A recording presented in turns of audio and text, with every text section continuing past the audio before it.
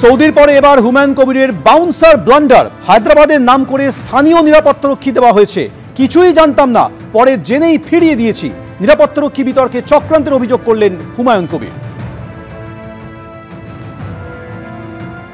আপনার সঙ্গে বেশ কিছু নিরাপত্তা রক্ষী ছিল যারা এসেছিল ব্ল্যাক ড্রেস পরে, তারা আজকে দেখছি কোথাও গেল। মানে আমি ওদেরকে রিলিজ করে দিয়েছি। দেখুন, এসব নিয়ে অনেক চক্রান্ত চলছে, আমি সময় মতো মুখ খুলবো। আমার যারা হায়দ্রাবাদ থেকে 8 জন সিকিউরিটি এসছে আর্মস নিয়ে, তারা পরশু সন্ধ্যাবেলায় এয়ারপোর্টে নেমেছে। তাদের যে আর্মস আছে, সেই আর্মসের যে কোম্পানি আমাকে প্রোভাইড করছে, সেই আর্মসের যারা অথরাইজ থাকা উচিত, সেই অথরাইজের কোনো ত্রুটি আছে। এয়ারপোর্ট অথরিটি তাদের আর্মস সহ সিজ করে রেখেছে, তারা ওখানেই আছে।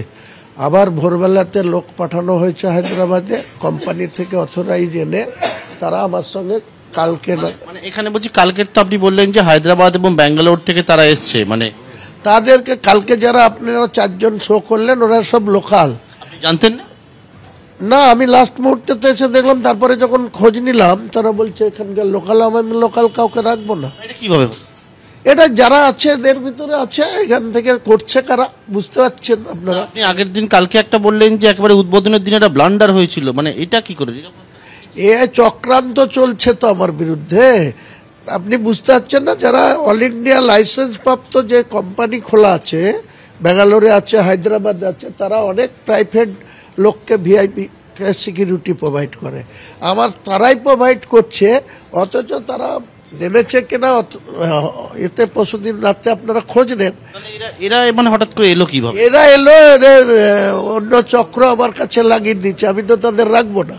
মানে এই যে নিরাপত্তা রক্ষী, এটা অন্য চক্রের মাধ্যমে আপনার কাছে চলে আমার কাছে পাঠিয়ে দিচ্ছে। আমি তো তাদের রাখছি না, আমি তাদেরকে খাইয়ে দেয় রাত্রেই বিদায় করে দিচ্ছি। ভাই জানতেনই না? না না, আবার একটা ব্লান্ডার। ওই তো এসব চলছে, চলবে। ভাই কারা করছে আপনারা বুঝতে পারছেন না? কারা করছে? এদিকে একদিকে বলছে যে 15-16 তারিখের মধ্যে যা যা আছে সব মেনে নেওয়া হবে।